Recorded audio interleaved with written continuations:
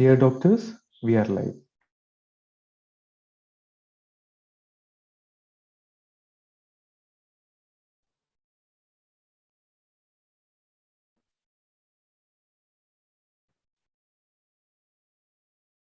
Good evening, everyone. A very warm welcome to the 8th session of the W3 Interactive Case Discussion Series. This series has been organized by the PCOS Society of India. Let me start the evening by introducing someone who does not need an introduction, Dr. Durusha ma'am. Ma'am is the founder and president of the PCOS Society of India. She's the director of Gynac World Center for Women's Health in Mumbai. She's the past president of ISAR Foxy IMS India. Anything said about her is not enough. Ma'am is the inspiration for all of us. The knowledge that she provides is amazing. Let's have a look at a video that ma'am has to share with us.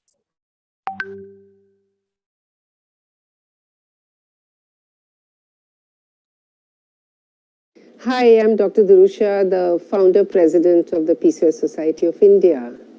The society is of multidisciplinary experts in the field of gynecology, dermatology, endocrinology, and all the allied specialists who look after PCOS women. We all are focused on creating awareness on PCOS, both amongst doctors and updating their knowledge. And we are also wanting to create the awareness amongst women at large for them to understand what they are having and what their problem is. In short, our organization is consisting of experts, both from India, and we also have members from outside the country. It's important for all of you to be with us and join us in our endeavor to upgrade our knowledge in this field and reach out to our patients so that they have a better quality of life in future. Thank you.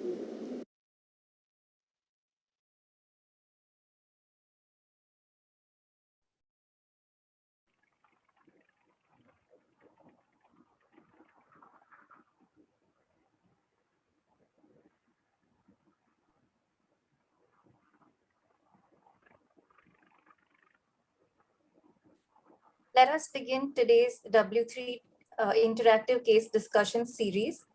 The topic for today is what is fatty liver, and our moderator is Ruby Sound ma'am.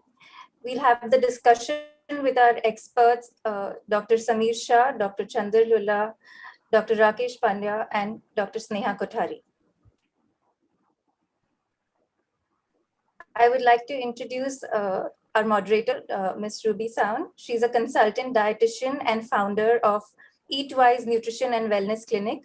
She's the managing committee member of the PCOS Society of India and also the secretary of the Indian Dietetic Association, Mumbai. Over to you, ma'am.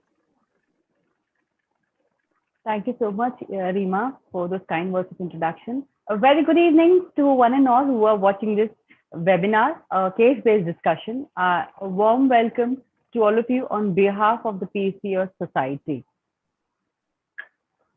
As my case presenter, Ms. Rima Shah, has already mentioned that today we are going to discuss on PCOS and especially the fatty liver condition.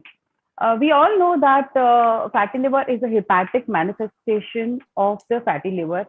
And we know that there is a common factor between PCOS and fatty liver, and that is the insulin resistance. And obesity and many other things are the common factors between PCOS and fatty liver. So today we will discuss everything right from the diagnosis to the case clinical presentation of the patient to the management, medical management, and the non-medical management of these patients.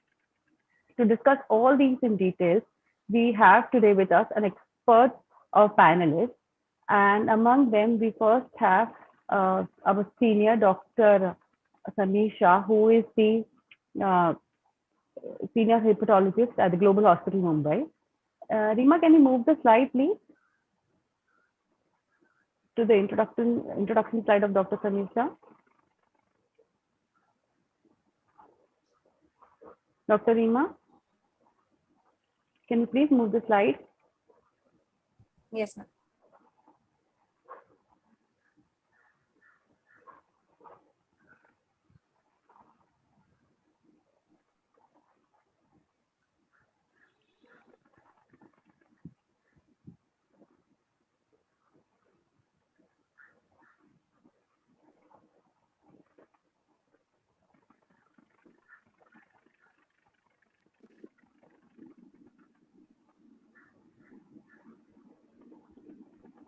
So as I mentioned, sir is a consultant and HOD of hepatology department at the Global Hospitals Mumbai.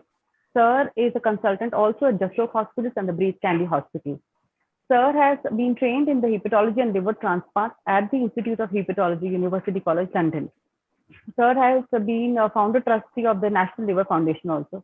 And with a lot of experience in this field, sir is going to take us through the context setting about the condition.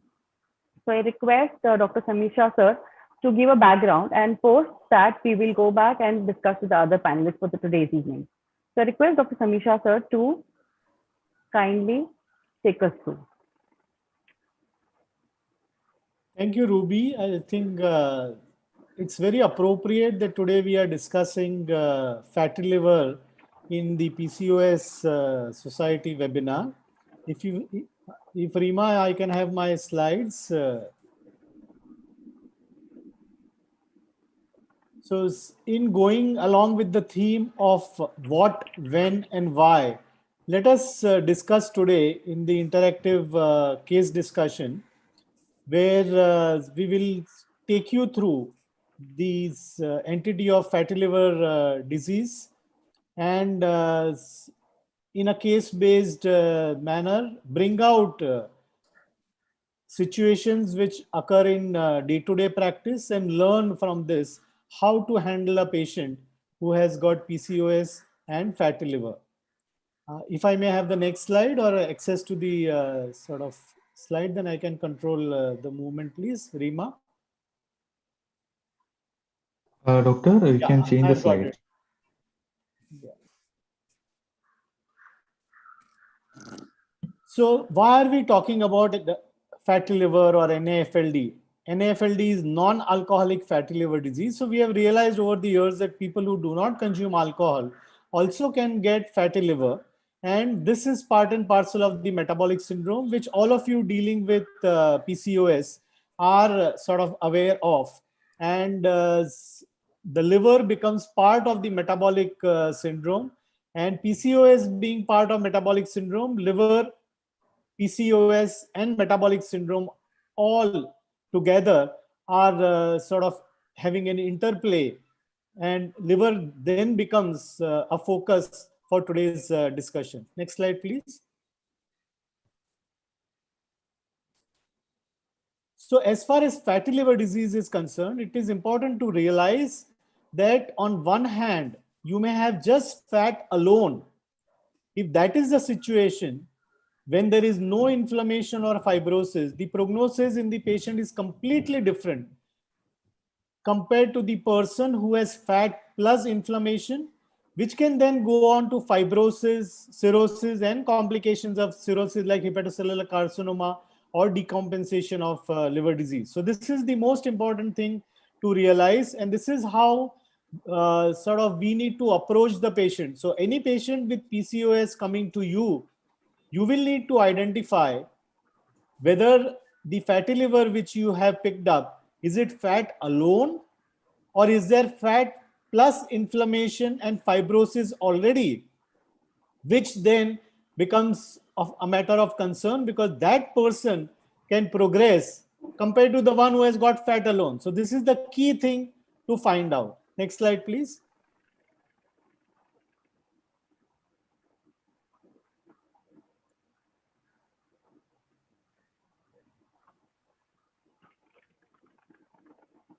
I think the slides are moving forward. Yeah. One more slide. Yeah, next now. Yeah. So why are we worried about fatty liver disease and the metabolic syndrome? So I think more important than just fat alone, the presence of fatty liver is an indication that there may be situation in the body related to the metabolic syndrome, which puts the patient at a higher cardiovascular and a cancer risk, not just cancer in the liver, but non-liver cancer also. So cardiovascular risk and cancer risk is associated with fatty liver disease.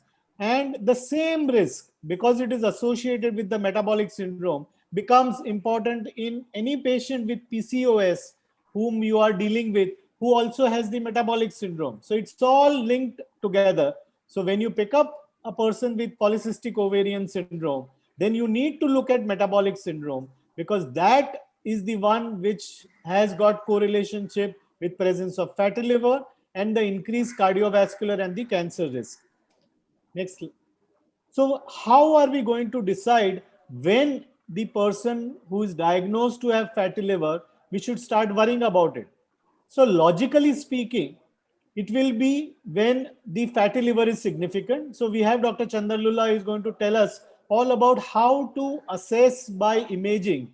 And amongst the imaging, which is sonography, CT scan and MRI, the simplest is the ultrasound, which all of us are so familiar with, and routinely all your patients with PCOS would be getting an ultrasound done.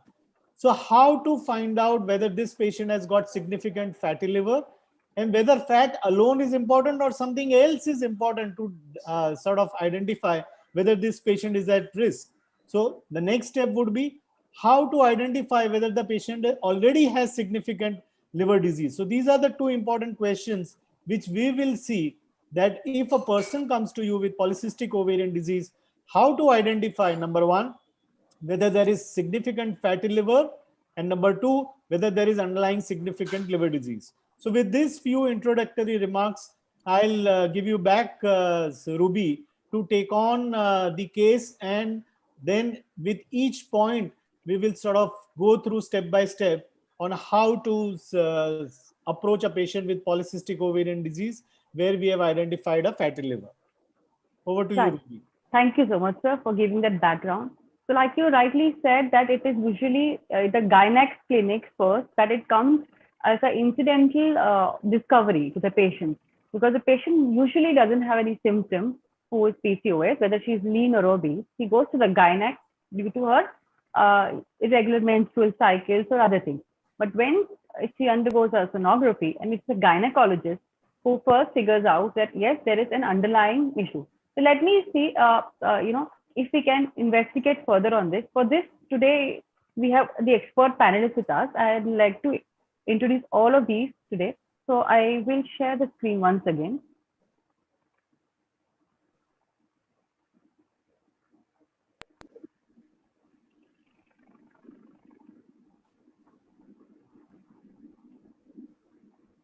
So to begin with the diagnosis, we will learn a lot from Dr. Chandralula, who is a consultant sonologist and a fetal medicine specialist at Priya Clinic.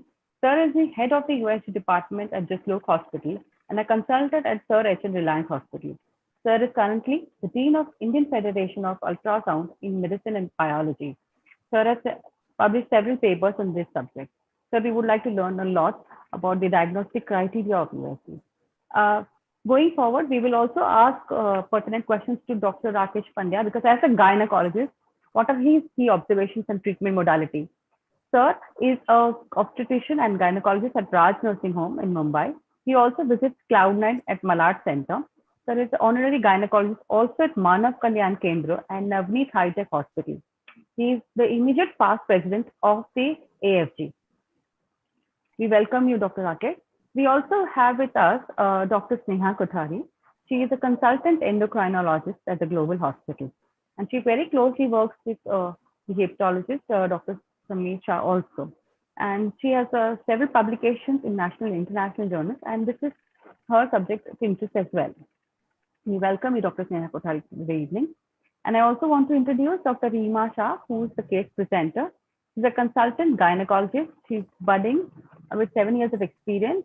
She's a gynecologist at the IRACAM Women's Wellbeing and the EVA Medicare Center.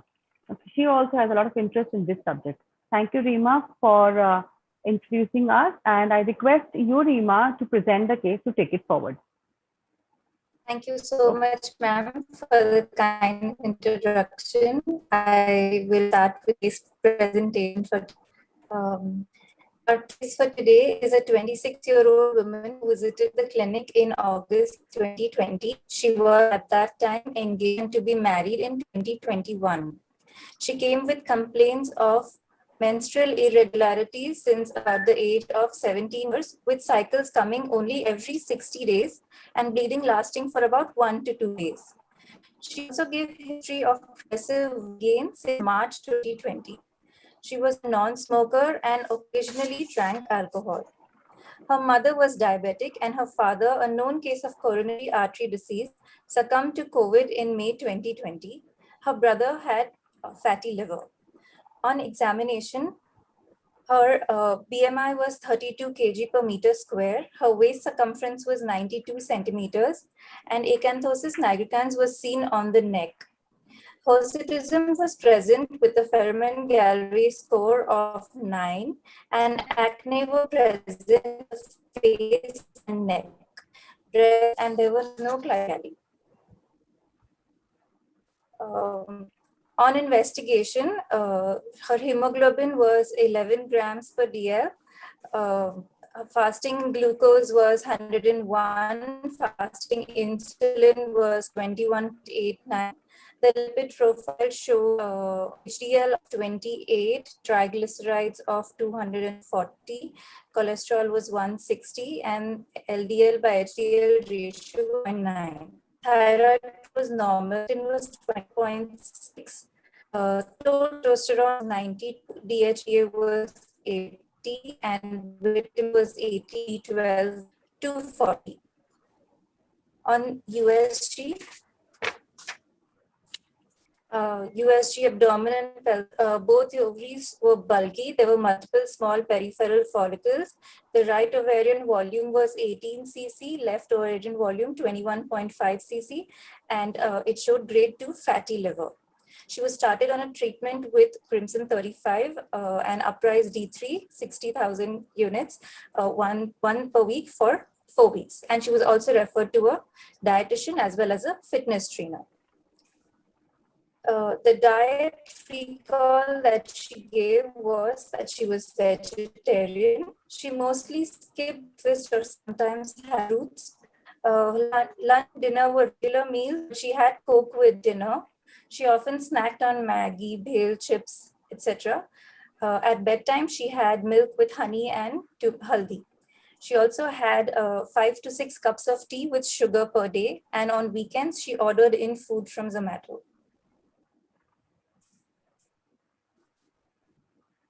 She followed up after about 4 months, and there was no significant weight loss at that time. She also had a new complaint of hair loss and occasional abdominal pain.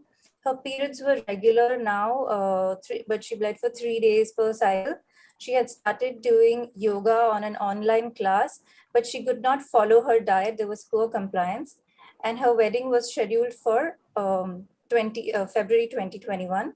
And now, additionally, we started with the treatment of myoinositol and metformin 500 mg twice a day. And then we gave reference to hepatologist. Thank you, ma'am. Thank you, Dr. Reema, to present a case which is actually very, very practically seen in every clinic as of today, with people within the four walls due to lockdown, with wrong eating habits, ordering food from outside, having a lot of stress today because either some family members are, struggling in the ICUs, or some have lost their family member, or some are scared to step out because a lot of things are precipitating the challenges today.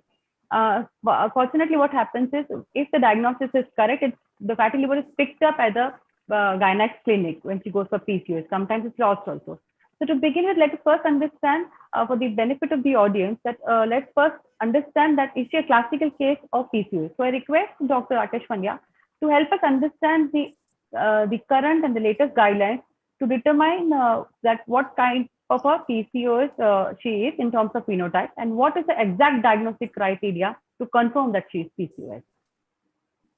Thank you very much, Madam Ruby, and thanks to PCOS Society for inviting me. This particular case, which has a very common clinical scenario, This lady, as per whatever features that have been given in the history, she falls in as comes to us as a PCO case, and she has got signs as per the Rotterdam criteria of hyperandrogenism in the form of hirsutism or FG score. There is acne. There is insulin resistance, which can be seen clinically itself from the presence of acanthosis, which is seen. Am I right? There is acanthosis Yes. nigricans present. So there is a clinical evidence of insulin resistance. Also, her cycles, which are 60 days since a very long time, point us towards ovulatory dysfunction. And on sonography, she does have PCO morphology. That is, both side ovarian volumes are beyond 10 cc. And therefore, she would fall into a full-blown or a classical or a phenotype A of PCO patients. Now, elaborating on the phenotypes, basically Rotterdam criteria correlate very nicely with the phenotype classifications, which is there. So if you would like me to elaborate on the phenotype classification, it is fine. Otherwise, this particular case belongs to the very first of the phenotype A. Yes, sir, if you could, because there may be patients who are, lean also. Correct. Or what are the other phenotypes of PCO patients do we see? So, as I said, Rotterdam criteria correlate very well with this. However, there is another criteria, which is the Androgen Access Society, PCO Society criteria. And these criteria give predominance to the androgenic features. So hyperandrogenism is the main thing. And apart from that, oligoovulation and your presence of the ultrasound characters of the ovarian changes, they could be there, one of them, and that would label the patient as PCO. But coming back to the Rotterdam criteria and the phenotype types, the type A is the classical or the full-blown, as in this particular case. The type B is a non-cystic or a non-PCO PCOS. By this, what we mean is that there are no ultrasound changes seen in this particular patient. The ovaries appear normal on ultrasound, but she has ovulatory dysfunction seen clinically as a delayed cycles, and hyperandrogenism is already there, either in the form of clinical hyperandrogenism, as described in this case, or biochemical hyperandrogenism. Third is ovulatory PCOS, wherein there is no menstrual disturbance. Patient is ovulating normally, but there are changes on ultrasound, giving a picture of PCOM or PCO morphology on ultrasound, and hyperandrogenism obviously is present. And the third category, which is the non-classical PCO, wherein there is no hyperandrogenism, but the patient is having anovulation or chronic anovulation, ovulatory dysfunction, and on sonography, the ovaries appear polycystic, that is PCO morphology, PCOM. So these are the four classifications. And sir, on what basis do we classify or term her as hyperandrogenic? Are we talking about her high levels of total testosterone, or is there any other biochemical parameter which signifies her to be hyperandrogenic? As I said, clinically, she has got a higher FG score, Friedman-Galway score, which is more than 8, which is 9. So that is a higher score. So she is having hirsutism. Also, another hyperandrogenic feature is the acne. And if you consider insulin resistance also as a hallmark of the hyperandrogenism, then she is having acanthosis nigricans. So I would say that these are clinically enough evidence. Apart from that, the biochemical evidence can be got by the higher level of testosterone, which is already there in the case. We'll come back to you again on the insulin resistance, but another question is regarding her USG findings. Okay, would you give a lot of emphasis on the fatty liver in this case? Though she has come to you for PCOS treatment, would you give a lot of emphasis on that reading as well, or leave it as of now? So first of all, I would just like to take this opportunity to tell all the gynecologists that it is more and more relevant in today's times, as we are seeing patients who are not just having gynec problems, but who are also having many medical problems at a very young age. So we must always advise for an ultrasound whole abdomen with pelvis, transvaginal, rather than only asking for a TVS or a pelvic ultrasound. This should be taken as a norm. Number one. Number two is that because of this particular thing, we were able to pick up that fatty liver. And that is why the significance is increasing now. Maybe 10 years back, please correct me, sir, Dr. Samir Shah, if I'm wrong, but the emphasis was not that much on the fatty liver and the metabolic problems that PCOS creates, especially to do with liver, and that they go hand in hand. That is exactly why we are in the midst of this discussion today. So definitely this particular fatty liver, if it is grade 1, I would not be alarmed. But if it is grade 2, that is more than 5% of the liver is affected with infiltration of fat into the hepatocytes, which can be diagnosed by sonography. And if it is grade 2, then it goes towards a much severe category, and it may lead to, or might have already led to, an inflammatory state, as Dr. Samir Shah had already described, or which is the second stage of fatty liver. So because of this, I would be alarmed. And I would also be doing this patient's liver profile, especially the inflammatory enzymes, SGOT, SGPT of this particular patient. And I would also be doing her lipid profile. So liver and lipid profile, both the things I would definitely do. In fact, in obese PCOS who are looking morphologically of this particular nature with a very long-standing history, I would feel that it is better to do a lipid profile to get there at least basic triglyceride levels, LDL and HDL levels. So many times while counseling such patients, the patient gets more convinced these days, that is my clinical observation, with what is written in the report rather than what is told by the doctor. And so a report that shows a fatty liver is going to appeal to her more, that now fat is going in my liver also and I must reduce weight or do something to do that. Secondly, if my lipid profile is abnormal, it has already gone in the blood. So let me do something about it. At least that is my approach. And I think, we need to sensitize the patients towards it, because they are more receptive towards pathologies seen in the report or an abnormality in the report rather than you telling them some facts and figures. I agree with you, sir, and especially a girl who is going to get married soon, for it is equally alarming also, and she can take the needful steps immediately. But let us now learn how do we understand and interpret this kind of a USG observation. So I request Dr. Chandra sir to help us interpret this USG finding of the case, and let us understand what are the different other USG findings that can be alarming to a gynecologist. It will help all the gynecologists understand how to interpret the USG, and like Dr. Pandya said, it's important to do not only USG pelvis, but to do USG pelvis and abdomen. Over to you, Dr. Chandralila. Yeah, hi. Thank you for the PCOS Society and Ruby for holding this forum. And I appreciate what Rakesh just said about the varied manifestations of PCOS. And in that varied manifestation, even ultrasound does give a varied picture. At first, I must say that we many times see normal sized ovaries, which also are polycystic. What I've seen is in Indian women, especially, although the Rotterdam criteria takes 10 cc's as the volume, what I personally have been seeing since last many years is that our volume is slightly lower than the international volumes. And I feel the upper limit of normal in Indian women is about 6 to 8 cc's volume. And anything more than that, we have seen manifestation of PCOS. But it could also go with one of the 4 criteria that he just mentioned that you can have sometimes. So I want to stress the fact that sometimes ovaries can be normal size, they can be multifollicular, and yet can be clinically PCOS. So that is one aspect.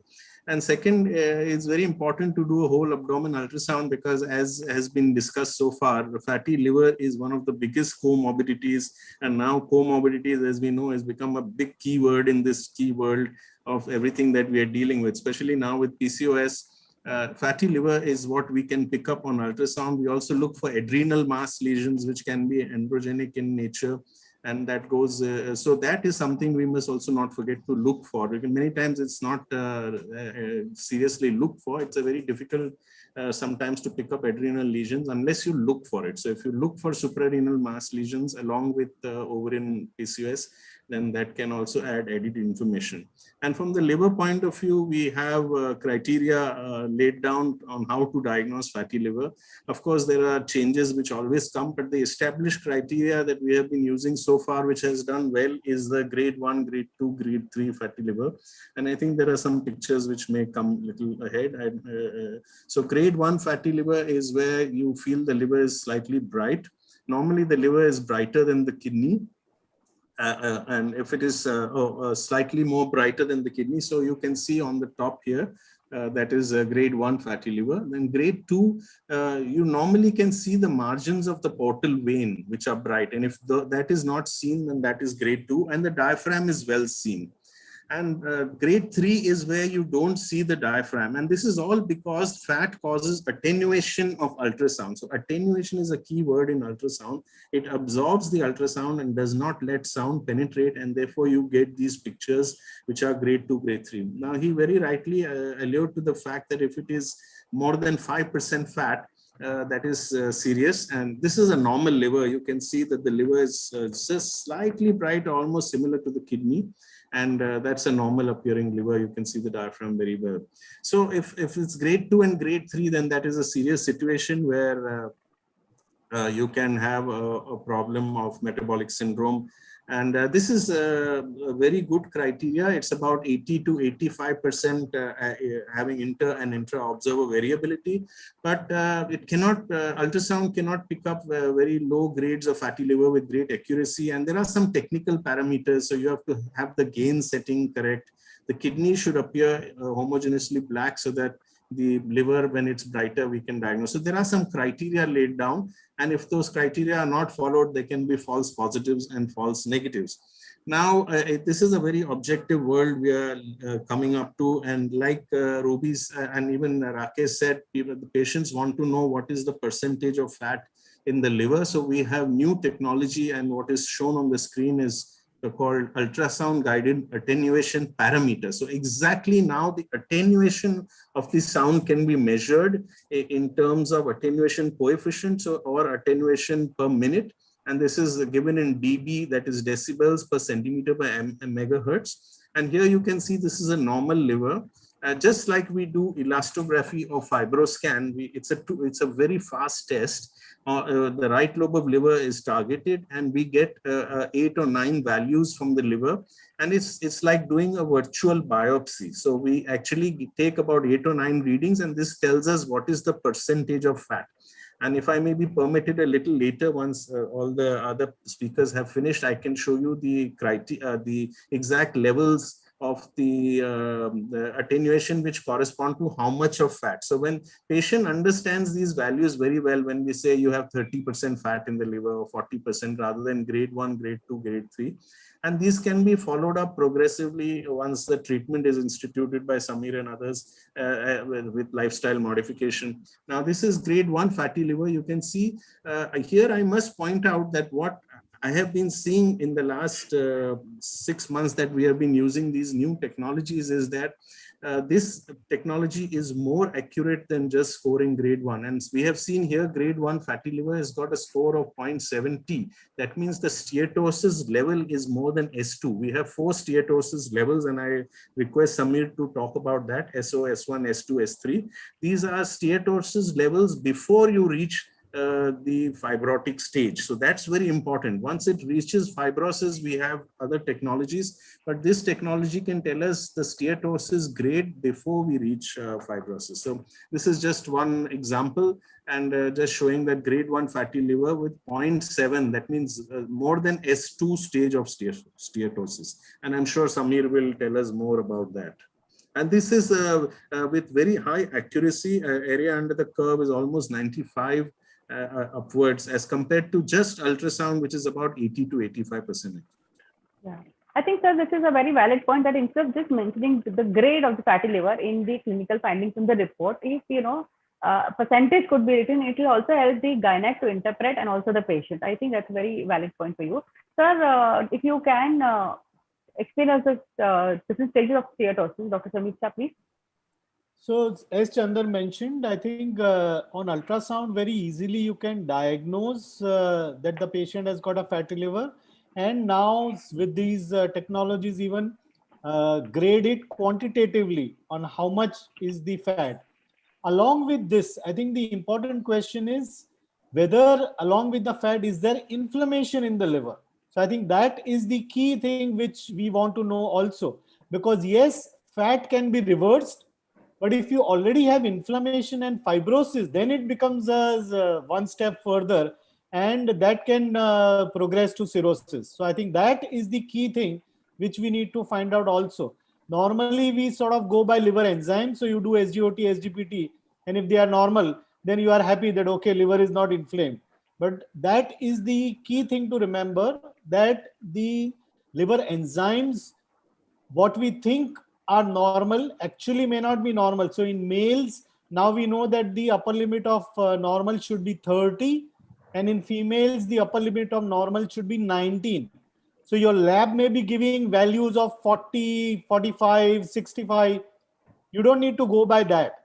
So if your patient has got more than 30 and is in male, or more than 19 with all of you where you have female patient with PCOS, then that itself is abnormal. So your lab value may be 40 as the upper limit, but if your patient has got 38, then it is double the normal. So there may be silent inflammation inside the liver which you don't know, and you may say that, oh, LFT is normal, not to worry. So this is the important thing to find out. And how do you assess all this? So traditionally, we have all looked at liver biopsy, but you can't be doing liver biopsies in all patients to find out whether there is underlying sort of inflammation or fibrosis.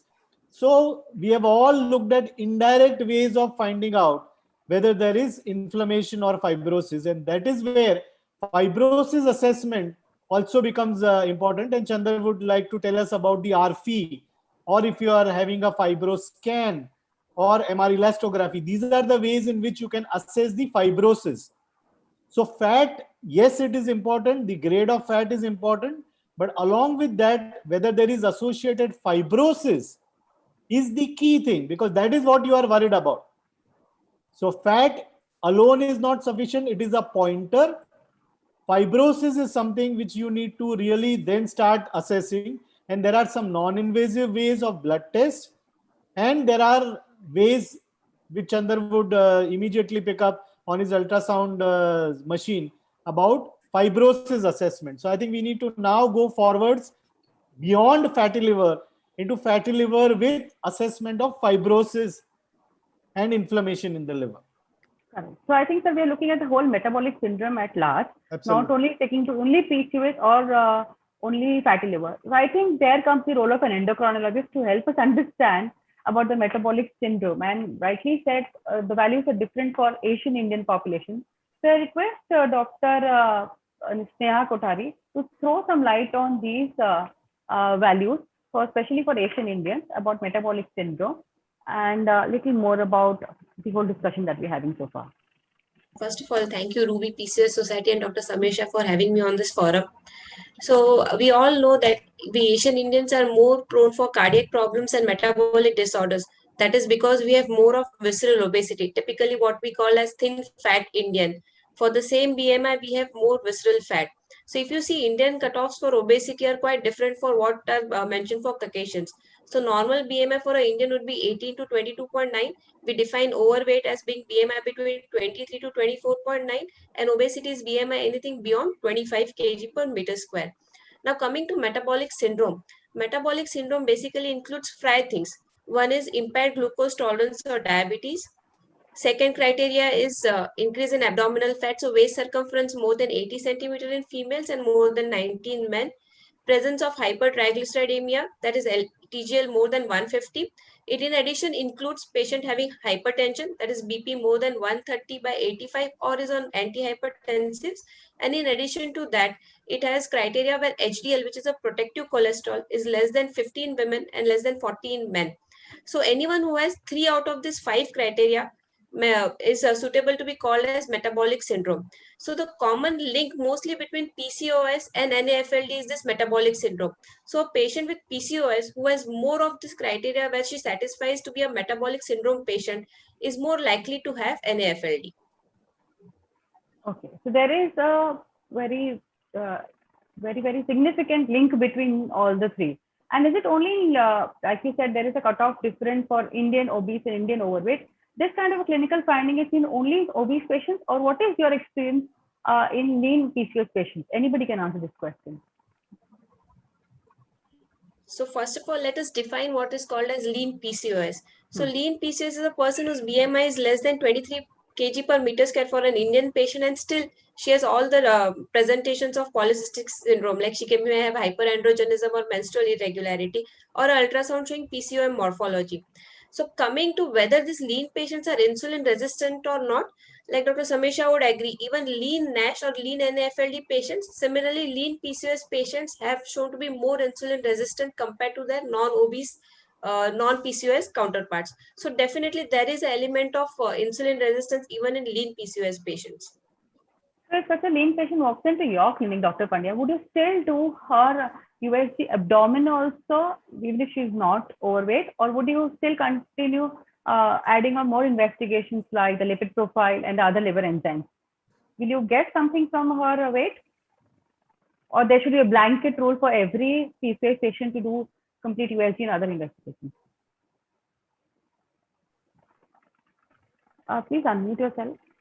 Lean PCOs, they form 25%, up to 25% of all your PCOS patients. And these lean patients, they include the normal BMI patients also. So BMI of between 18.5 and 22.9, they do far, and if they have PCO, then they are the lean PCOs.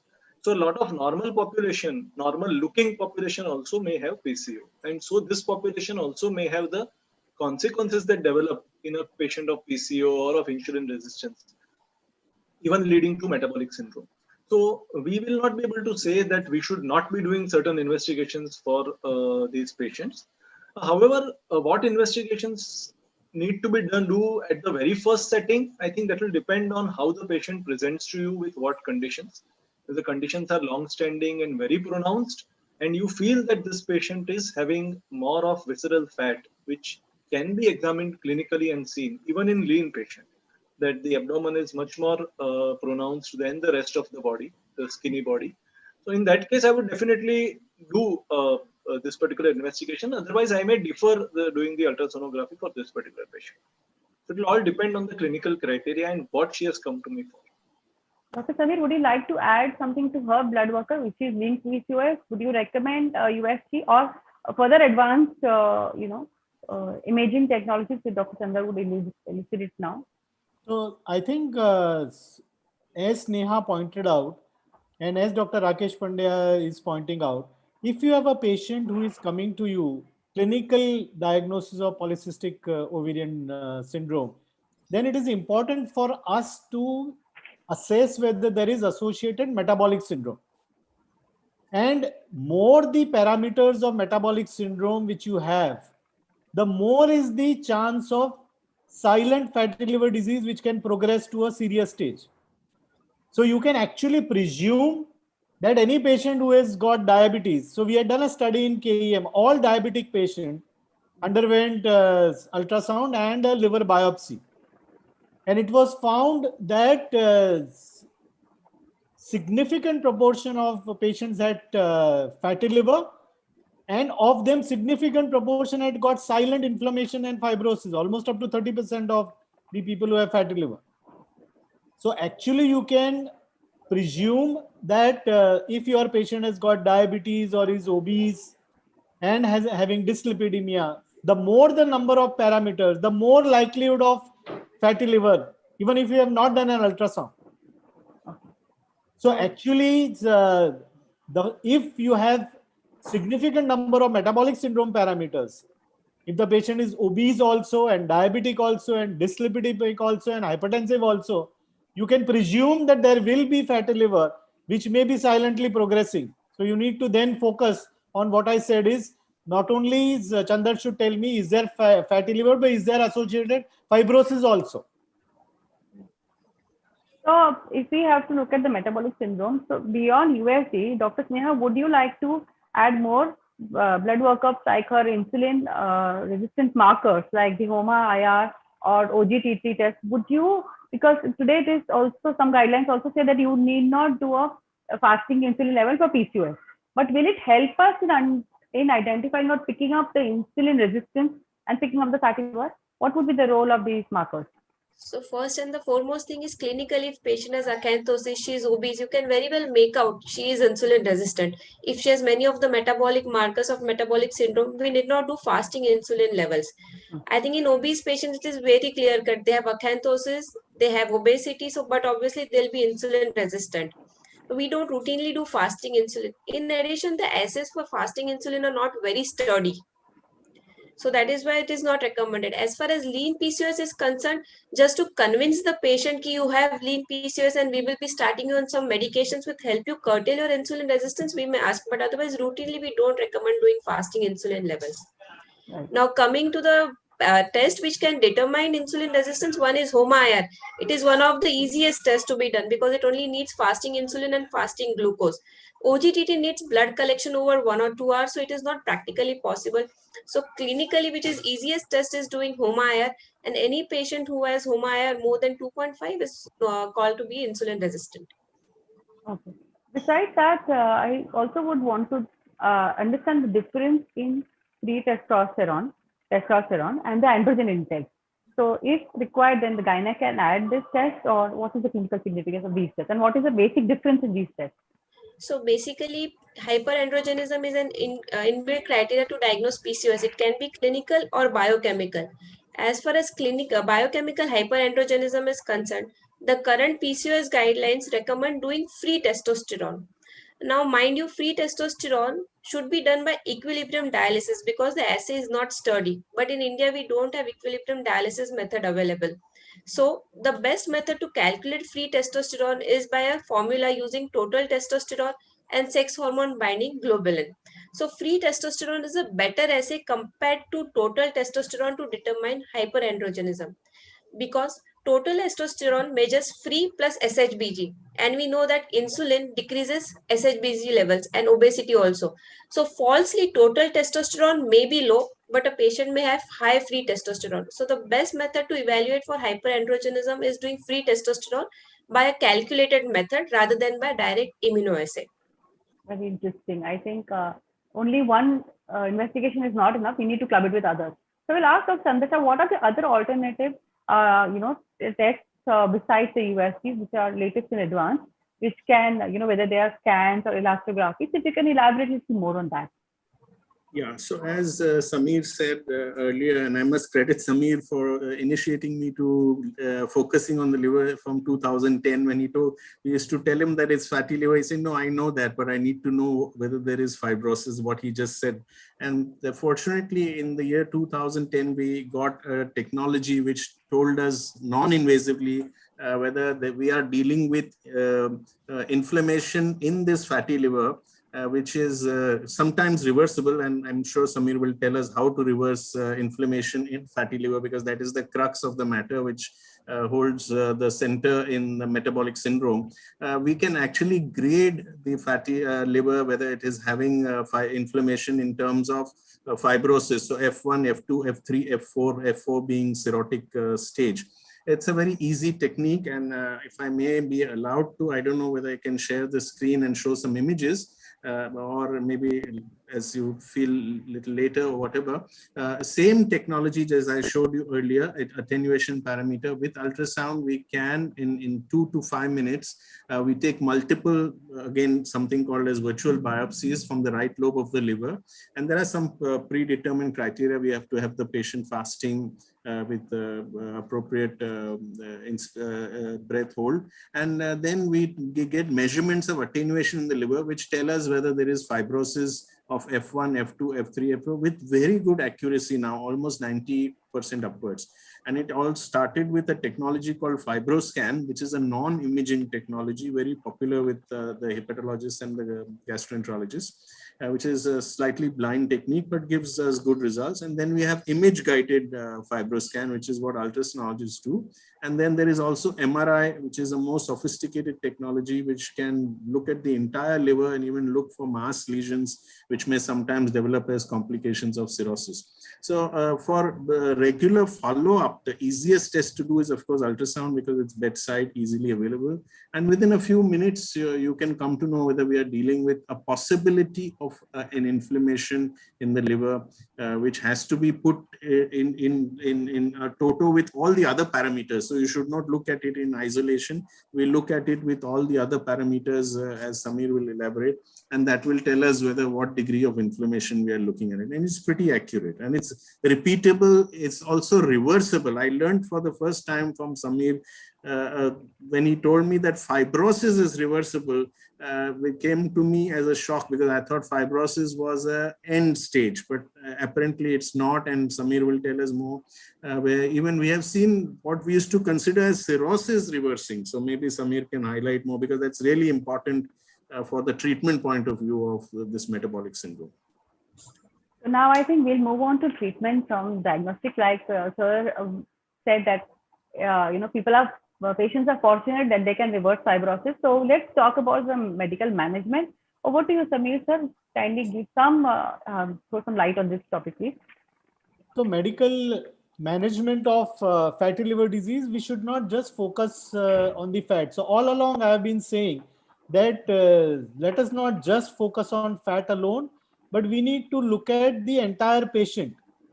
So if you have metabolic syndrome, then we will need to focus on each of the metabolic syndrome. So if the patient has got diabetes, then we need to optimally treat the diabetes. If the patient has got dyslipidemia, then the dyslipidemia needs to be optimally controlled. If the patient is obese, then the obesity has to be controlled. Whatever way best you can control, that will immediately impact the liver.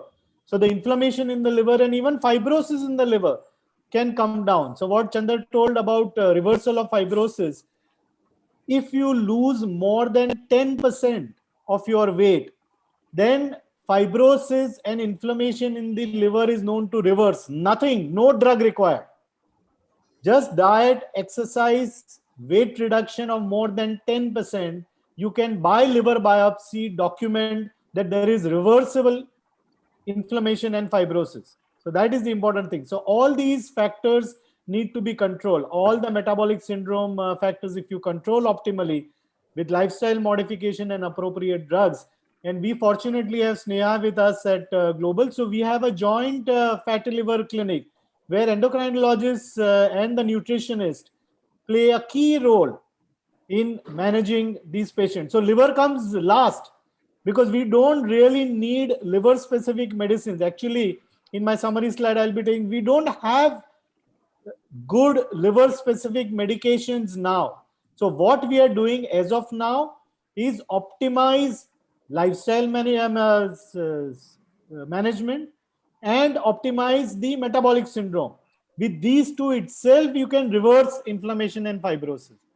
So Sneha, I would like you to comment on the drugs part. So as far as drugs are concerned, the first and foremost important thing is lifestyle management. So Ruby would be a good person to guide us on the diet. So 10% weight loss is with diet and exercise. So these two things are the first and foremost management. You lose weight, automatically insulin resistance comes down. Then comes the medication. So as far as medications are concerned, any patient with PCOS who has metabolic risk factors like impaired glucose tolerance, diabetes, you'd always like to add on to metformin.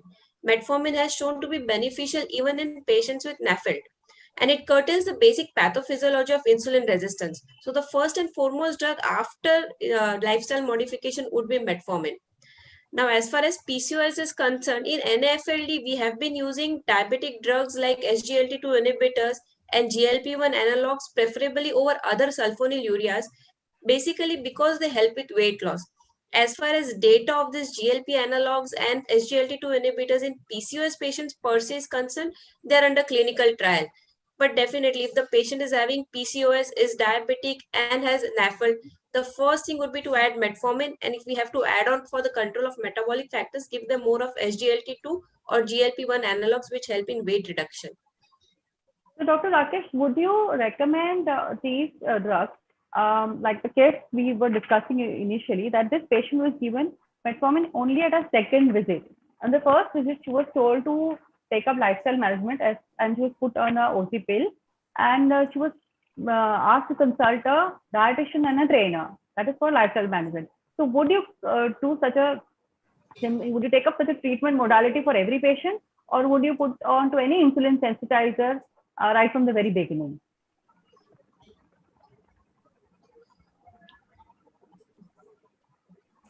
What would be your choice in your clinical practice? For all of us, to advise the lifestyle modification is extremely simple. But lifestyle modification is the biggest challenge to the patient. And whatever from my experience I have found is that unless and until the patient is motivated herself completely to give up so many pleasures of life, that she's having, it is not going to be easy for her to do it. And she may not do it at the first visit. So, advising, and many of these women whom we are discussing just now, they come to a gynecologist at a very young age with menstrual problems. So they may not even come to us for fertility, but nowadays they are coming at 15, 16, 18 years to us.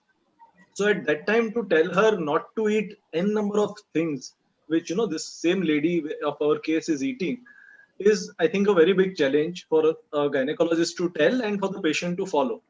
So probably the patient needs a balance, and I would even go to the extent of starting metformin at the very first visit if I'm thoroughly convinced about PCOS and I'm thoroughly convinced about the hyperandrogenism, etc. Insulin resistance, so many people, they want the proof of insulin resistance before starting metformin, but I think it is an absolute no. You should not wait for any proof, and you can directly start.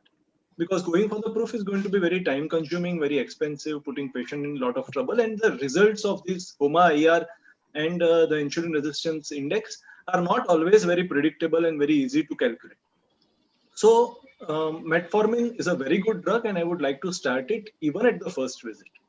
Honestly, sir, it's very difficult because, when the dietitian sees the patient, see that the doctor has given me metformin. Can you give me a diet so that I can stop taking metformin? Because a lot of people cannot even tolerate metformin, right? The same thing comes at the subsequent visits. That is where you can definitely start emphasizing more and more on the lifestyles. That if you do all this, then you will be off this medication. But I'm sure you will agree, when the patient goes back to the doctor's clinic, they may say, "Can you give me an exercise pill? I cannot exercise or follow a diet. Can you give me a pill so that that's taken care of?" So it's an ironical situation that we all face. Yes. But I completely agree with you. We have to start with metformin till we get another. I think apart from asking them to do so many exercises, aerobics, etc., you can in fact promote your patients doing normal physical activity. Ask the girl to help her mother in daily chores, which so many of the adolescents today are not doing for n number of things. When there was no lockdown, they were going in classes, studying 24/7. They were occupied with their own world. So the small little physical efforts on a daily basis are absent, and this contributes to. Ruby madam can just collaborate on this or substantiate this. But that small activity on a daily basis does give rise to a lot of calorie burning. Rakesh, I'm sure all the mothers of your patients are very happy with you.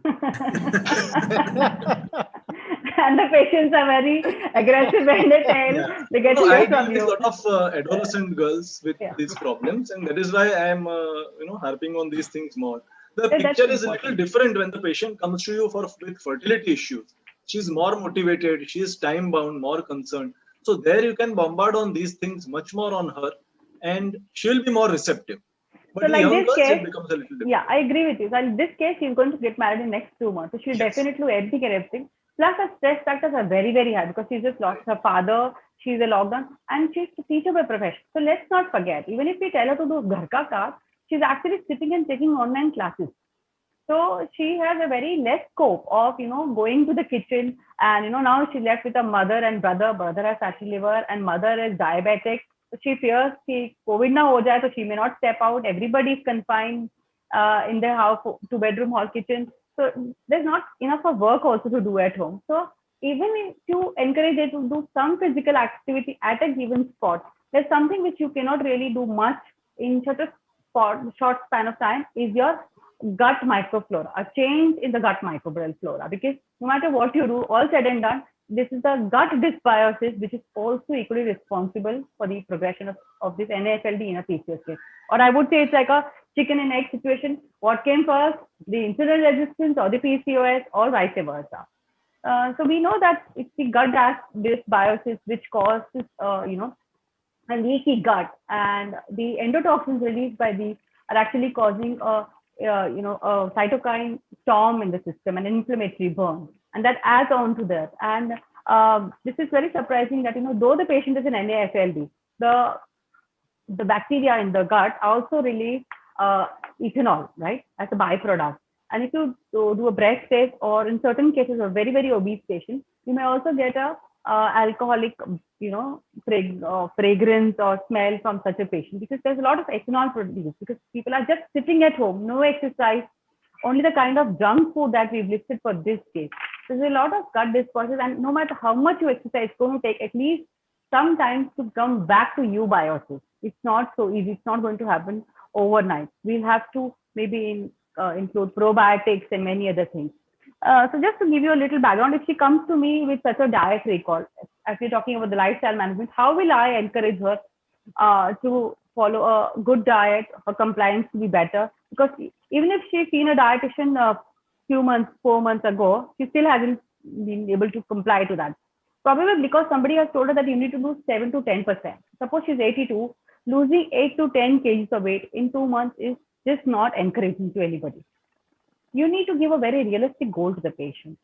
Tell the patient that only 5%, that's about 4 kgs, is good enough. And you target only 2 kgs. Give her a target of only 2 kgs of weight loss in a month. That should be sufficient to encourage her. That's the first thing, because then she doesn't have to sacrifice so much of her, life that she takes all this.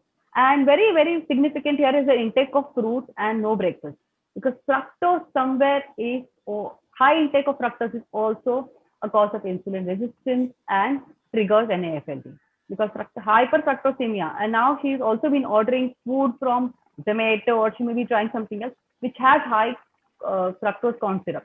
Now this is very unfortunate that people understand that now I have fatty liver, I need to lose weight, so let me stop eating fat.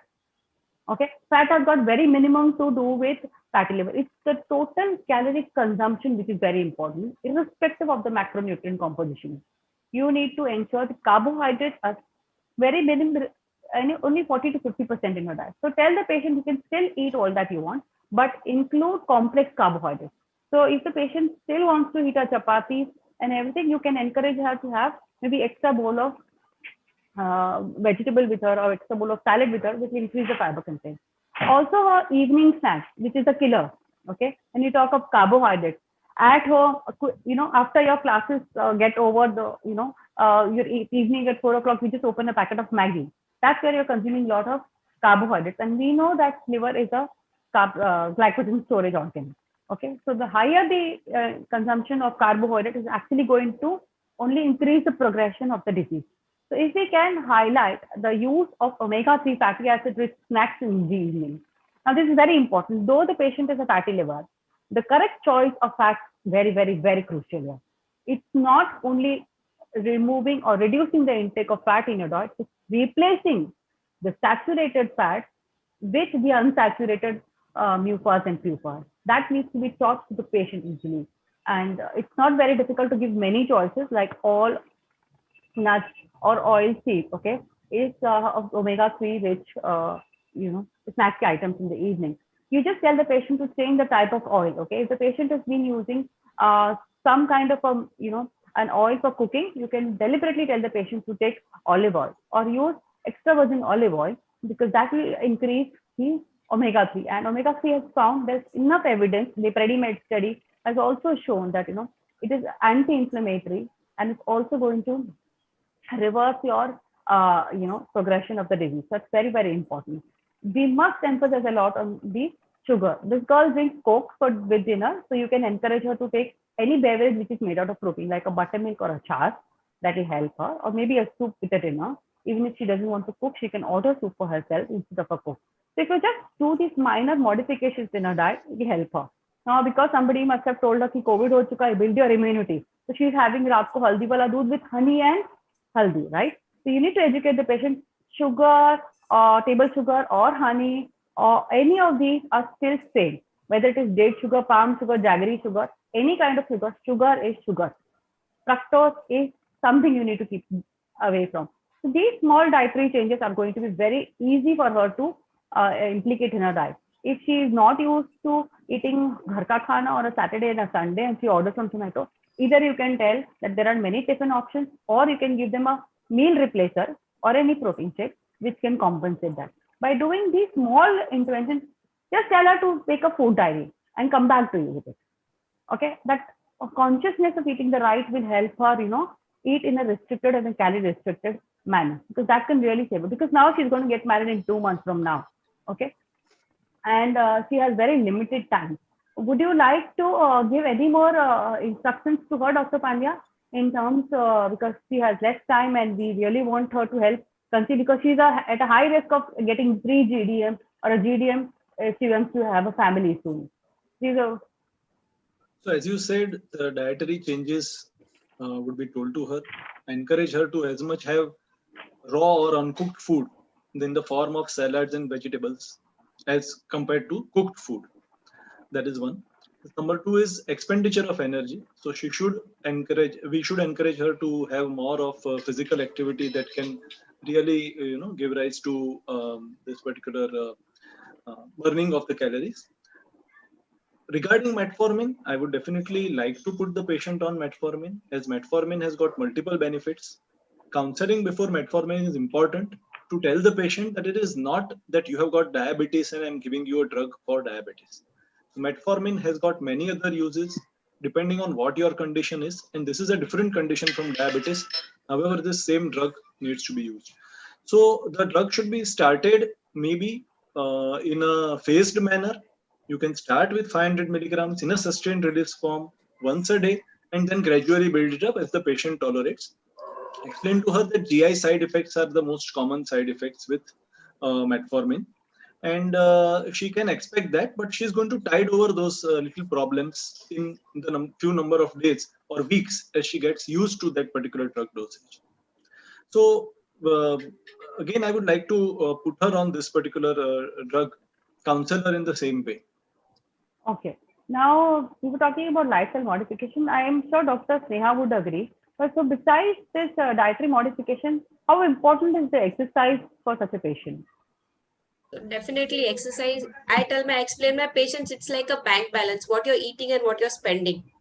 So if you're only eating and not like you're depositing money but not withdrawing the cash, your bank balance is going to increase. So similarly, if the patient is only exercising and not controlling diet, still they'll not lose weight. Similarly, even if they're just controlling the diet but not exercising, they'll not lose weight. So what is recommended is aerobic and anaerobic, both weight training exercises. So at least 5 days in a week, they should be doing moderate intensity aerobic activity, which would be around 150 minutes during the weight loss regimen. Mind you, as you lose weight, body tries to regain the weight back. So to maintain the weight loss, you need more physical activity, which would be around 250 minutes a week. In addition to aerobic, you need weight training, which would be 2 or 3 sessions per week. But definitely exercise forms a part and parcel. It has shown to reduce the insulin resistance, and but obviously indirectly then it helps with fatty liver also, control of the fatty liver. Correct. So I think one of the easiest ways, people are indoors, very few people really dare to step out. One easy way is to just ask them to keep a check on the number of steps that they walk throughout the day. So if they use a phone or an app to count how many steps, if they try and achieve 10,000 steps per day, it means a lot. Okay. And some yoga asanas are also aerobic in nature. Like if we're doing Surya Namaskar, it is a combination of both aerobic, anaerobic, and flexibility. Even if the person does it on a mat, has a lot of energy expenditure. So really that helps. I completely agree with you. But besides exercise, can you also throw some light on the endocrine disruptors which are around you all the time? So let me first define what is endocrine disruptor. So endocrine disruptor are substances or they can be just simple food items which are present in our day-to-day food things, which can impact the hormone synthesis and action of the hormones, and indirectly they drive fatty liver disease. So it has very well been shown that endocrine disruptors cause change in the gene transcription, and that is how they lead to fatty liver disease. Some of the common examples of endocrine disruptors are chemicals like phthalates, which are used in industry.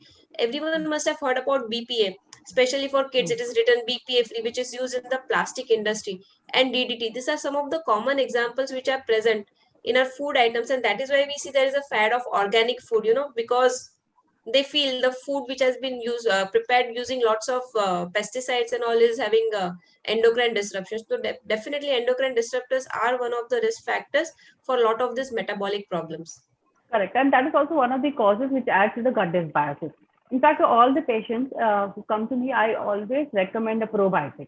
Remember, probiotic is a group of live organisms. They're given in a specific number, okay, to give an outcome. So mind you, that curd is not a probiotic, which if you may understand so, because we don't know what bacteria is and what is the culture and how much you're consuming. So minimum of 300 grams per day of a probiotic food in any form, whether you get these foods, you get tablets, you get capsules, you get powders. Probiotic has to be taken as probiotic, not assuming that curd is a probiotic or a fermented food is a probiotic. They are foods, they are not probiotic. So the consuming for at least 8 to 12 weeks have showed a great improvement in reducing your body weight, in managing your insulin resistance. It's really very, very important to include probiotics. And also I suggest my patients to stop drinking water from plastic bottles.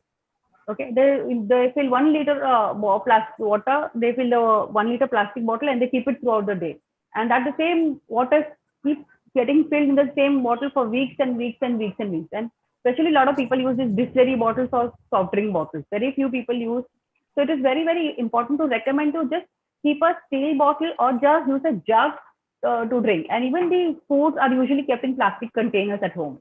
So these, and everything is packed in the plastica theli and kept it in the refrigerator. So these small things really, because you really see, it is devastating to see, I must say, the way young girls are coming up with fatty liver and menstrual irregularities, and they're going to get married only after 40 years of their life. Okay, so they are exposed to all this at a very, very early stage. So knowing all this, we still have a hope that we can reverse it, right? Okay, Samisha, do you agree we can reverse it? You're muted, Samir, you're muted. So if your diet and exercise is going to work, we can surely reverse it. I think Dr. Rakesh is not very confident of his patients following the advice of diet and exercise. But I think all of us need to be serious about this, and only once the patient realizes that we are serious about our advice, then they follow it seriously. I think that is the key. We need to explain to them that what can happen if you do not follow the advice.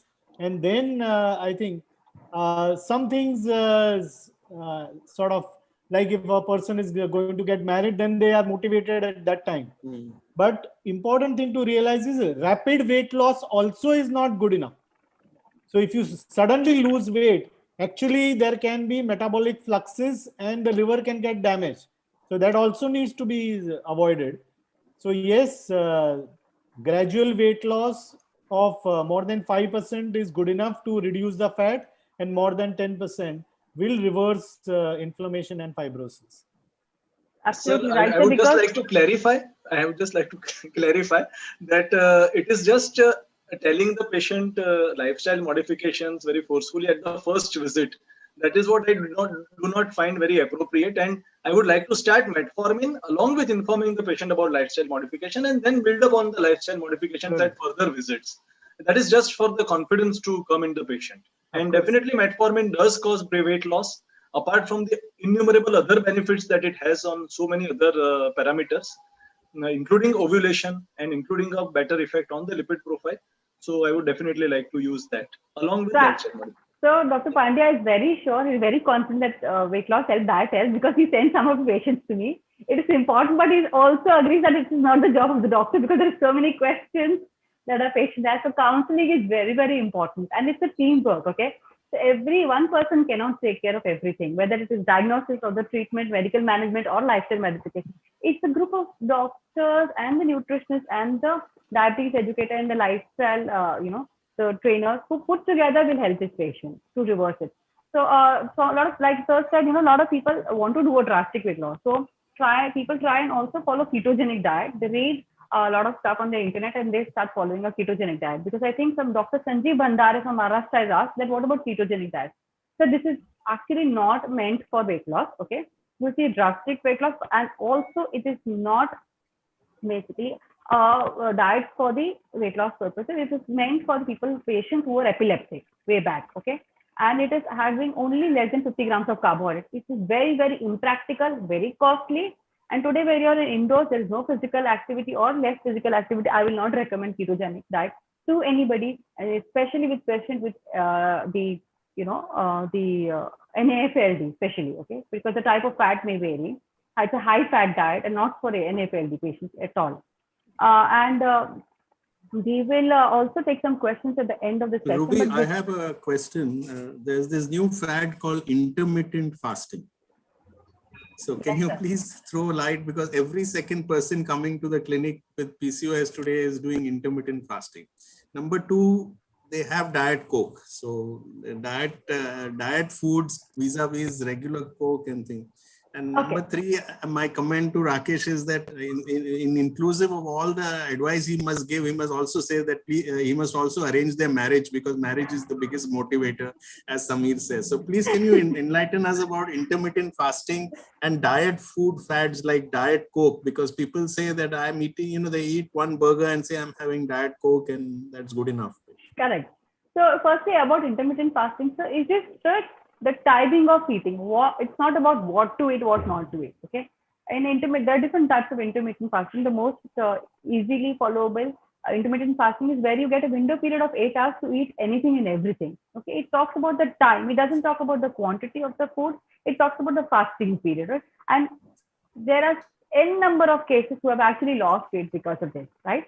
So I would not say there is the reversal of diabetes which happens. There's a reversal of NAFLD which can happen. But since these patients have a very abnormal liver assays, their lipid profiles are, in fact, they also see a very good improvement in the reduction of LDL and triglycerides also. But still, I would not recommend this to a clinical case who has a very absolute or an abnormal lipid profile. Okay. Otherwise, so far, intermittent fasting have been working very beautiful in many of my patients also, because they've tried keto, they've tried Atkins, they have tried paleo diet. Nothing has worked but intermittent fasting. It's only because you don't get to eat too much. The logic is caloric restriction. Okay, how much can you eat in 2 meals? You really can't eat more than 2,000 calories, right? So if you choose the right food, if you're calorie restricted, you're choosing the right kind of carb, protein, and fat. Intermittent fasting allows you to eat only 2 times, and that is high in fiber, high in protein, can definitely give a good outcome to the patient.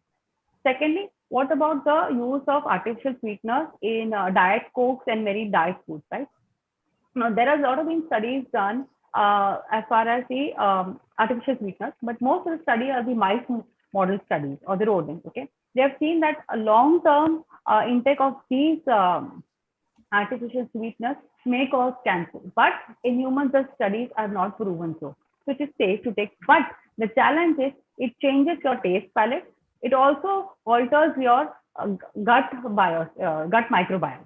So it really causes a complete disaster in your system. Okay, so it is better to learn, because if you take a saccharin, which is 600 times more sweeter than sucrose of the table sugar, you would prefer just putting 1 drop of it, or use maybe things like stevia leaf or stevia powder.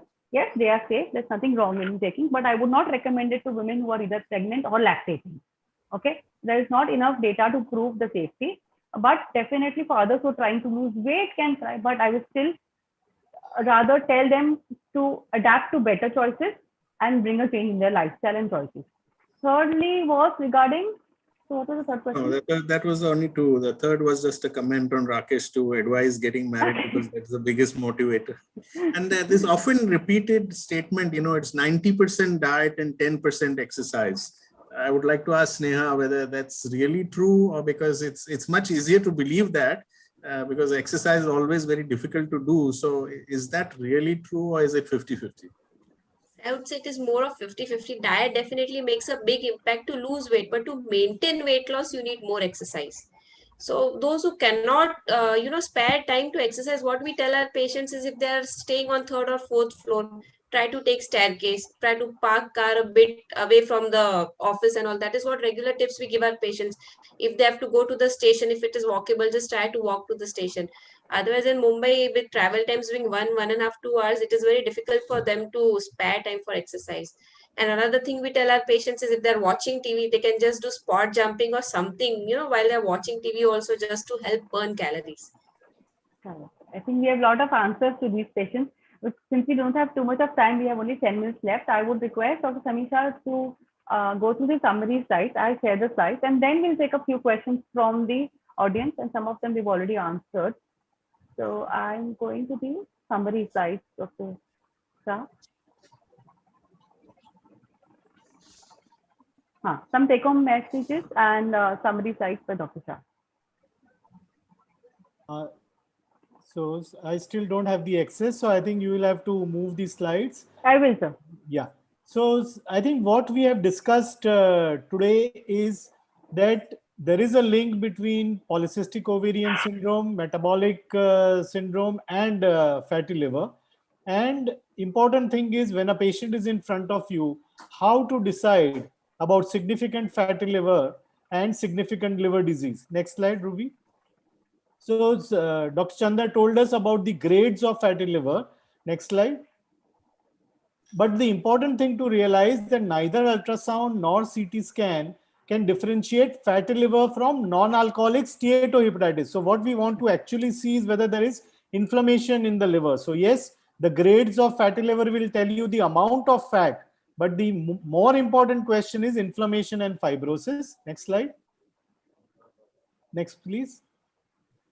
And also we realized that trying to find out whether there is inflammation by just simple SGOT, SGPT, you may feel that your SGPT is normal, but that is not sufficient. A normal SGPT does not rule out underlying inflammation, and the normal values also you need to remember are 13 in male and 19 in female. Next, please.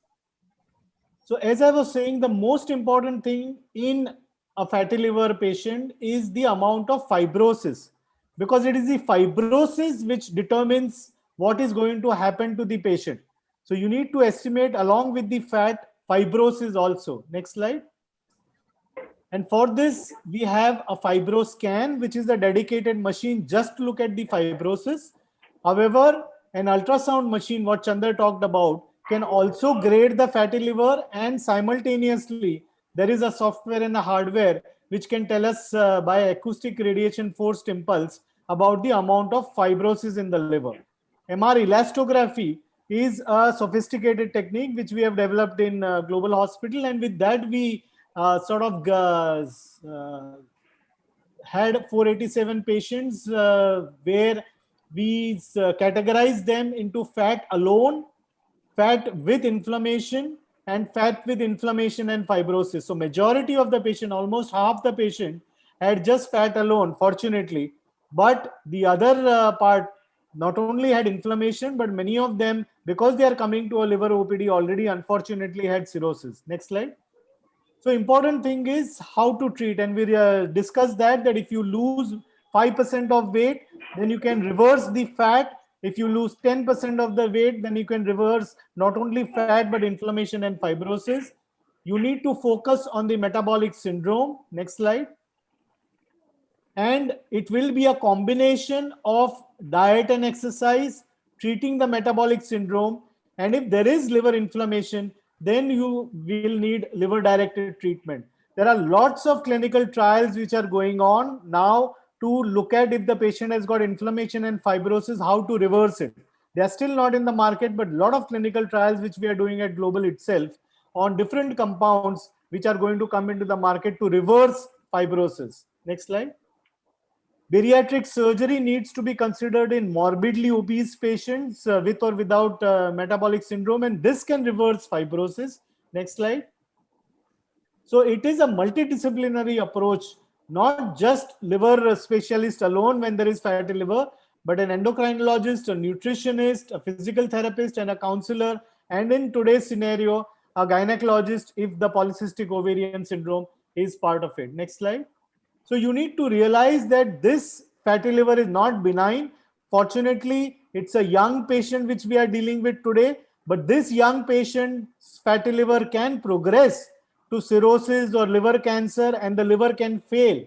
And we have done around 400 plus liver transplants, and you will see the top list indication is non-alcoholic fatty liver disease, not even alcohol or hepatitis B and C. So this is very important to realize. Next slide.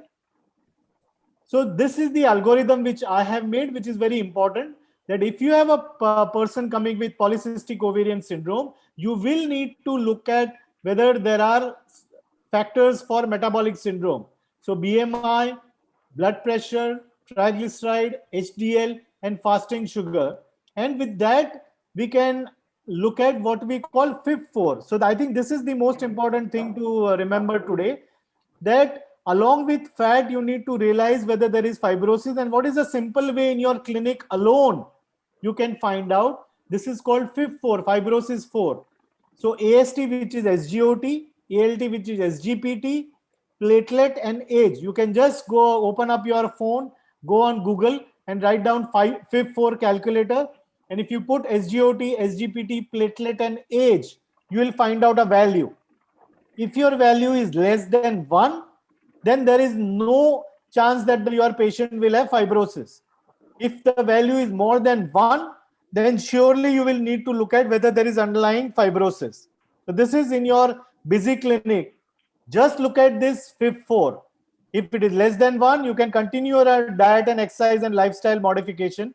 But if it is more than 1, then there would be underlying inflammation and fibrosis. You will need to do a sonography with RF or a fibroscan or an MRE and then move forwards. I think this is the most important lesson which all of us need to learn today. Next slide. So to summarize, polycystic ovarian syndrome and fatty liver, we need to identify the fatty liver, but along with that, we need to identify, as I said, what is there along with the fatty liver. And FIB4 is something which you can do just in your clinic alone with simple SGOT, SGPT, platelet, and knowing the age of the patient. Specific targeted therapy are in clinical trials, but what we can do now is optimize the lifestyle modification and optimize the metabolic syndrome parameters. So anti-diabetic drug, obesity, and dyslipidemia. Bariatric surgery in selected patients, but we need to be careful if the patient has already become cirrhotic. And as I said, although the patient may be young with polycystic ovarian syndrome, important to remember that this fatty liver in some patients can progress to decompensated liver disease and may require a liver transplant. I think I'll end there. So basically, if we have a multidisciplinary approach and if we catch them early, okay, we are going to avoid the progression. And with a great support of doctors, like endocrinologists and the current diagnosis, I think we will be able to, because this is the patient who is going to come back to a gynecologist before she is married, after she is married, before she is pregnant, during her pregnancy, during her menopause, with implication of a metabolic syndrome. Today it is a liver manifestation. Tomorrow it could be the pancreas which is involved. Then gradually more organs. So if you pick up early with the correct diagnosis and the correct treatment, both medical and non-medical, I think we'll be able to reverse it. And I think it's a team approach, like Dr. Sameer said, and thus I've also been saying, it's a team approach that if the USG abdomen is done at the gynecologist clinic, and if the gynecologist picks it up and refers the patient to the hepatologist and the endocrinologist, the reversal of the PCO, not the reversal of PCO, but managing the PCO will be far easier even for the gynecologist, right? And of course, dietitian also has a role to play, which is she can help them understand what the importance of lifestyle management.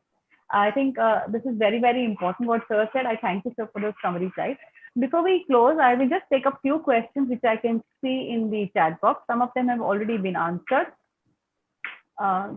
So I'm just trying to see the chat box.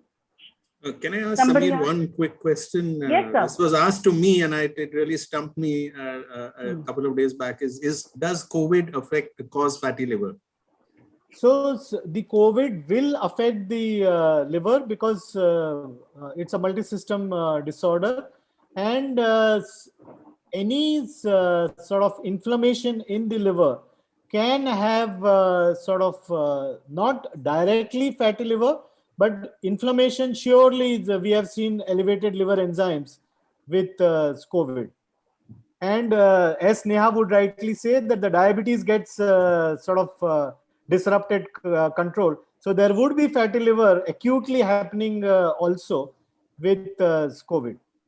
Sneha? All these patients are so resistant, they are so insulin resistant. It's all about inflammation. COVID is like thrombotic state and lots of inflammation.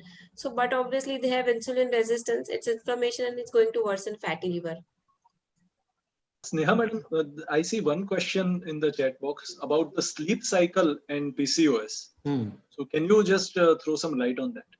So definitely if there is altered sleep cycle, it's going to worsen any metabolic risk factors like working late in the night shifts. They are not physiological to your body's hormonal cycle. So, but obviously altered sleep cycle is going to worsen metabolic syndrome, and PCOS is part and parcel of metabolic syndrome. So definitely it's going to worsen.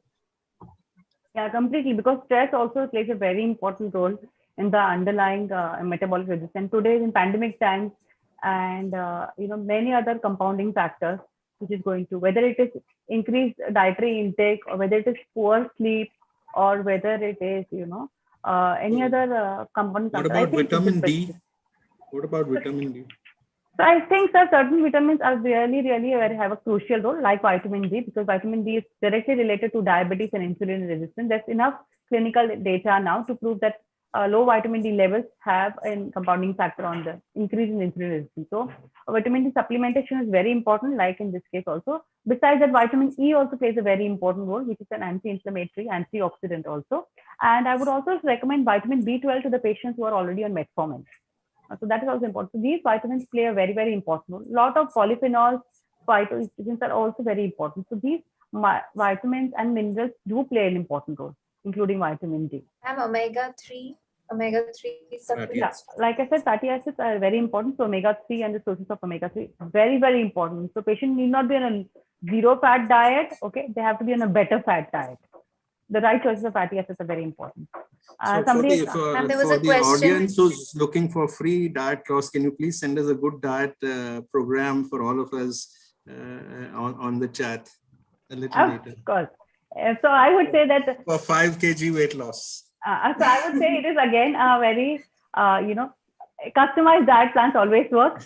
General diet plans available on the internet really don't work. So it has to work around your lifestyle. And there's one question in the chat box asking about, ma'am, olive oil is not ideal for Indian cooking. It has low smoking point. So there is an answer for this. You have 3 different varieties of olive oil. One is extra virgin, one is extra light virgin oil, one is also pomace oil. So for Indian cooking, you can try pomace oil, or equivalent to that, if cost is a factor, then you can always try using rice bran oil. But let me make one point. Investing in food is not an expense. So never think olive oil or eating fruits or vegetables are expensive. Treatments are expensive. Prevention is cheaper than treatment. Okay, so I would add investing in food and dietitian is not expensive. Yeah, these are investments, not expenses, I would say. Yeah. And if you are spending a lot on investigation, that is very relevant, because if you spend a lot of money on doing your test repeatedly, if required, will save a lot of progression going forward. And coming to a hepatologist with liver failure is the most expensive. Very expensive. So best is to prevent everything and see that you don't need my. So that is a very big. So that is a very big motivation factor for people who don't exercise. If they go and meet and come back, then they start exercising automatically. They will say that LSM is a more practical and a cheaper way. I have a question for Samir. He taught us that fibrosis is reversible. Would you also say cirrhosis is reversible now? So I think once you have established cirrhosis, then you cannot come back to a normal level. So as yet, that is not. But degree of fibrosis, so by one stage or 2 stages, it can come down. Sneha madam, there is a question about metformin. Can it be in adolescence? Can it be started early? and how early can it be started? Metformin is approved for weight loss even in pediatric age group. So per se, safety wise, we are not worried. So adolescent with obesity, definitely you can write metformin without any worry about the side effects. Per se, it is very well tolerated. Doesn't have major side effects. I think people need to be educated. Patients feel metformin se kidney fail hota hai. That's their worry. So that is why they don't want to take metformin. They need just guidance and counseling. It's a safe drug. That's it. Right. In fact, you Ruby should ma'am. try to avoid using oral contraceptive pills in Yes. the adolescent age group now. In fact, for about the age of 18 or 6 to 8 years from menarche, you should try to avoid as far as possible the use of cyclical oral contraceptive pills. But you can freely use metformin. Thank you very much for bringing that out. That OC pills Ruby can ma'am, worsen the metabolic factors also. So as far as possible, try to avoid them. Wonderful. Lot of learning. I think we can go on for hours and hours to discuss this, but I think we have to stick to the time because one may have Ma'am, to go one and eat question. food and diet. Yes, Rima. Last question. Huh? Yes, ma'am. There was a question regarding apple cider vinegar, and a lot of patients come asking, does it help reduce appetite, weight loss? So, would you emphasize on apple cider vinegar? So it's more of a placebo effect, I would say. Okay. There are some studies, people have said, yes, if before meals, if they take apple cider vinegar, it helps. Okay. So it's more of a placebo effect than this. The most important thing is to restrict your caloric intake. So that is more logical and doing that because you can't be drinking apple cider vinegar all your life and all your meals. And because olive oil is expensive, I think buying apple cider vinegar bottles and bottles is very expensive. And we don't know the long-term consequences of consuming so much of vinegar, acetic acid. Already there's a gut dysbiosis and then you're adding to it. So everything in moderation is fine. I think this is the last question for today. I will take one last word from each panelist now, one last line. Yes, sir has answered yes, it is reversible, but one last line and then last few sides of vote of thanks. So anybody can go first and give one line of advice. I would like to say that gynecologists should be freely using metformin along with emphasizing on lifestyle modifications for all their patients of PCOS. Very good. Dr. Chanda, Dr. Sneha, Dr. Samisha? Yeah, from my point of view, I would just like to say that regular investigations are important for every kind of pathology, inclusive of PCOS and fatty liver. And, any kind of morbidity, you need to regularly investigate and keep your health checkups up to date. Dr. Sneha? So as far as PCOS phenotypes are concerned, those who have features of hyperandrogenism and more metabolic risk factors, they are at higher risk for NAFLD. So PCOS with metabolic risk factors with hyperandrogenism, definitely look for fatty liver disease because per se androgens have shown to have apoptotic effect on the hepatocyte. So hyperandrogenism in a PCOS, please threshold for NAFLD should be very low and evaluate for NAFLD. Yeah, and finally, if you have fatty liver, then it can be reversible with diet and exercise, and we can prevent this from going forwards with appropriate treatment of the metabolic syndrome. I completely echo your voice, sir. So now moving forward, let me take the audience to the last few slides of the program. Even they must be waiting to have a meal and they'll go for a post-meal walk, which is very important for anybody who's trying to lose weight, whether PCOS or metabolic or insulin resistance or fatty liver. Walk post-meal would really help them. So I firstly want to thank everybody during the pandemic times. Also, everybody is extremely busy seeing patients online, offline, but still all of you took out your valuable time. I'm really grateful to you. And I'm also grateful to Dr. Durusha ma'am, who had the entire confidence of, having me as the convener of the program. And it's her brainchild, it's W3 program and the PCOS Society, because it's such a need of the hour to have different specialties on one platform to discuss one condition, which usually do not do it. Going forward, I want to thank Dr. Samisha sir. I've been troubling him from the day one of the program. Since this program has been conceptualized, he's been suggesting me all the speakers, and really thank you so much, sir, for all the support that you've given me. You've been really wonderful. Thank you, Dr. Sneha Kothari, for the last minute approach. I called you at the last minute and you agreed completely. Thank you so much, Dr. Sneha. Looking forward to meet you once again. Dr. Rakesh Pandya, I can't thank you enough because one call and you were there for this discussion because it all begins at your clinic. A lot of people will take a lot of take-home messages from you as a gynecologist. This program was not possible if Vinali wouldn't have supported me. She suggested Dr. Reema Shah would be the best case presenter, and she's really done a wonderful job. Thank you, Dr. Reema, for being such a wonderful case presenter. Vinali, I must thank you from the bottom of my heart for being there for everything right from the beginning till the end. And the team of OmniCurious has really helped a lot in terms of technical support. And of course, the people who have financially supported the program. UAC, thank you so much for supporting this program. And this is not the end of the W3 webinar series. We have lots many programs. The next program is coming up on the 22nd of May at 7 p.m. And this is going to discuss on does PCOS and vitamin D have a connection, which is also discussed today. We look forward to this discussion where Dr. Dudu Shah, under her guidance, we will have Dr. Sandhya Saharan, who will moderate the session. And she's the president of the Thane OBGYN Society. And I welcome all of you to come back to this program and attend this to learn. And it's very, very important to a part of this core team because, you know, if you are a part of this integrated team approach, then it can help your patient. So I request all of you who are either viewers or the panelists to become a member of the PCOS Society because the PCOS Society needs you. The PCOS patients need your support. So being a member really gives you an opportunity to come across the medical fraternity and the patients put together. So on behalf of everybody from the PCOS Society and my personal thanks to each and everybody present here. Thank you once again. Thank I you. wish you all a very good evening. Thank you so much. And I look forward to connect with you. And make sure that all of you lose weight in the second lockdown.